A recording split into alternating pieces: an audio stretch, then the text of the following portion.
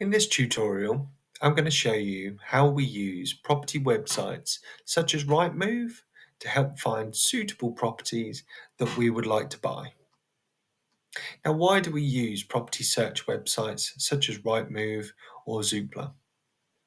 Well, the reason for me personally is that I like to drill down specific postcodes, specific roads that I'm interested in buying, search in an area around those postcodes or roads, looking for specific properties of a certain size or value, or ones that have got something in particular that I would be interested in purchasing. What we would start to look at is the postcode itself, do a search on that postcode, and then start to look at the value of those properties to drill down even further, and then look to filter out so that we've got something a bit more specific, one that has a particular garden size, one that has parking, and so on. Now let's show you around Rightmove. Immediately when I look at the first screen, I've got a search bar in front of me, which is nice and handy. Now I'm registered with Rightmove, and the benefit of doing that means that I can receive searches, I can save my searches, and I can have alerts every time a new property comes on the market. So I'd recommend doing that to start with. On the first screen, we've got the sale option or the rent option, depending on which way you want to go about things, if you're renting or you're buying. We're going to be looking at buying today. Now, before I type in the search bar of the area that I'm going to start looking, if I click in that search bar, we can see that you've got the option to choose a previous search that you've looked at, or you can draw a specific search area, which might be a street, it might be an area around a point of interest, and it might be an entire city, but you can get quite specific with that search function. We'll save that for another time. For now, we're just going to type in an area in South London, and we're going to click options for sale. Now at this stage, we haven't input any specific data other than a place that you want to search for a property. So what we're going to do now is put in some filters, so some words and some figures and things, so that we can filter down what kind of properties we want to be looking for. So if we look at the first part of this new screen, we've got the area that we're looking to buy. We've got a radius, which is the area specifically that we're interested in looking, the type of property, when the sale property was added to the site, the price range, so how much minimum or maximum you're looking to spend, and then the number of bedrooms that you're looking as a minimum or a maximum, not that that's as relevant. So we'll start with the area and we'll look at a radius. I would start with a mile around that area. You might say that Brixton is too wide an area, but we'll start somewhere. We'll look at flats and apartments added to the site at any time. An alternative might be when you get a bit more specific with the properties you're looking at, you go for those properties that have only recently been added, so you don't keep coming across the same properties all the time. We look at the price, so we might start with the property minimum value of 400.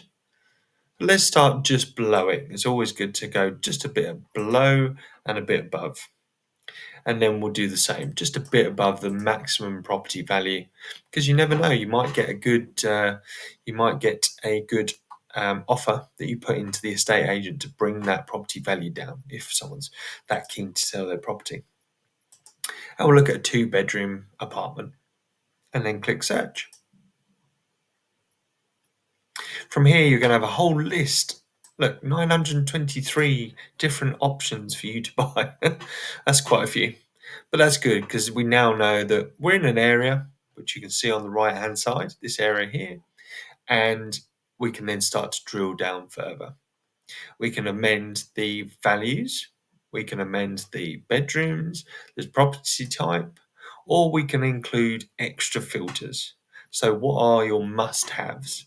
So for me personally, I may want parking and I may want a garden. So we now have 79 results, which is probably a bit easier to look through.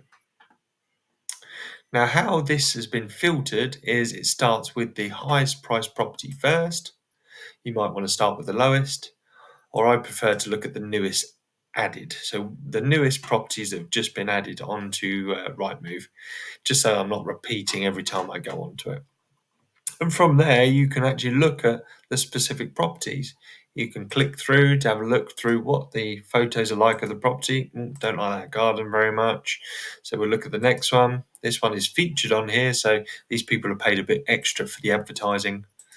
Not much of a garden though. And we scroll down. This one looks quite pretty, decent garden. Nice view from the outside. Looks like there might be some parking. So I might be quite interested to look at this property. And the things that I would take from this is that I would look at who the estate agent is. That becomes quite important as you start to drill down those properties later. And then we can have a look at the specific property. Looking lovely from the outside. We can look at the floor plan, see if the type of property is suitable for, say, two people living together. We can look at the actual area on the map.